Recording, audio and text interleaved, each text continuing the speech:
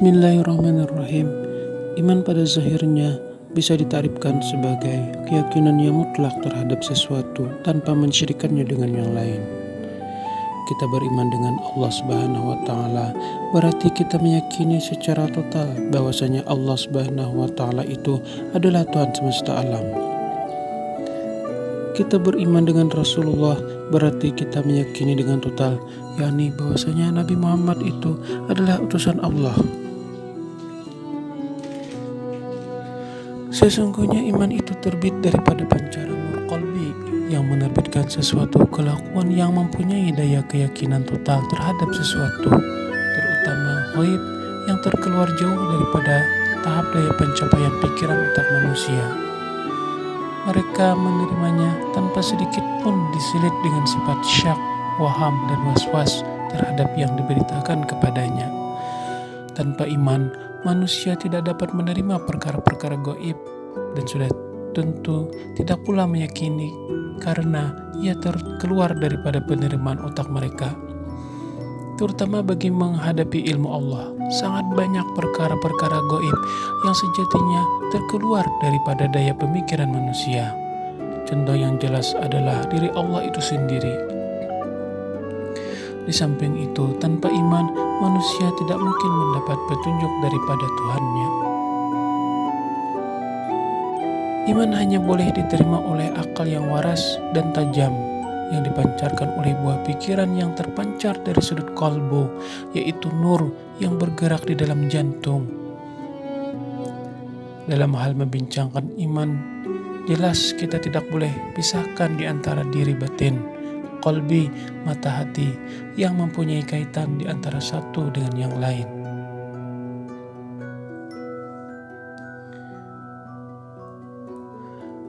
Tauhid bisa ditakrifkan sebagai penggantungan yang mutlak terhadap Allah Subhanahu wa Ta'ala tanpa diseketui dengan yang lain.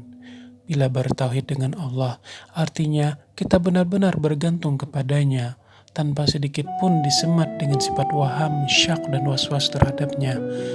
Kita bertauhid kepada zat, pada sifat, pada asma, dan pada af'al Allah Subhanahu wa Ta'ala.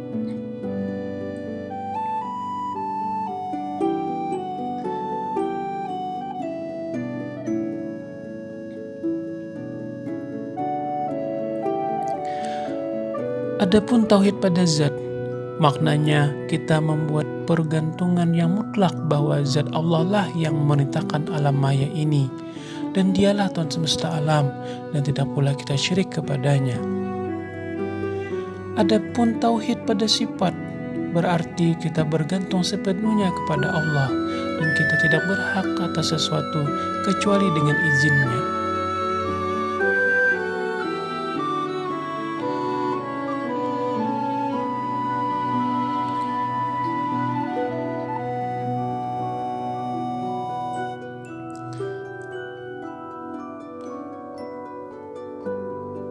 Cara yang digambar ini adalah dengan cara kita menafikan diri zahir kita dan mengisbatkan kepada Allah Subhanahu wa Ta'ala juga tauhid pada asma Allah, berarti kita memandang bahwa setiap yang ada dan wujud itu adalah membawa nama Allah.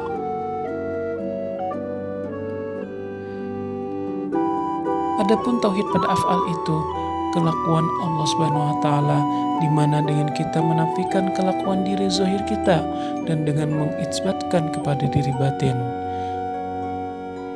yaitu kelakuan zat Allah Subhanahu wa Ta'ala semata-mata, dengan konsep syuhudul kasrah fil wahdah wa syuhudul wahdah fil kasrah. Saksilah pada yang banyak itu kepada yang satu. Saksilah pada yang satu itu kepada yang banyak.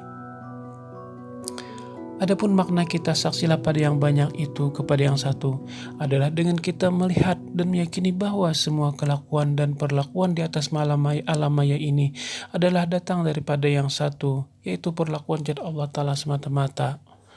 Dan adapun makna saksilah pada yang banyak adalah dengan kita melihat dan meyakini bahwasanya perlakuan zat Allah lah yang menghasil atau menimbulkan di alam maya ini. Ma'rifat artinya mengenal Allah Subhanahu wa Ta'ala, pada zatnya, sifatnya, asmanya, dan pada af'alnya.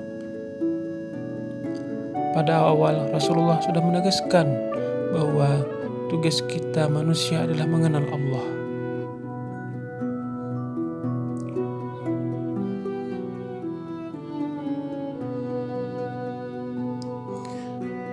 Seperti firman Allah di dalam hadis qudsi, "Man 'arafa nafsahu faqad 'arafa rabbahu." Barang siapa mengenal dirinya, maka kenallah Tuhannya.